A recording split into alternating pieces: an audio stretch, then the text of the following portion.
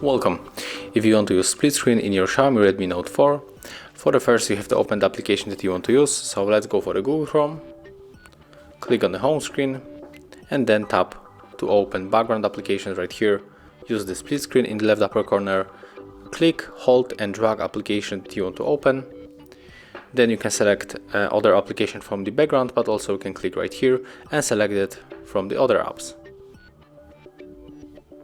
So maybe I'm going for the gallery. And as you can see, this is how it works. With this feature you can also adjust the size of the application, and if you want to close it, just swipe like that. Thank you guys. Leave likes, thumbs ups, likes, subscriptions and comments. See ya.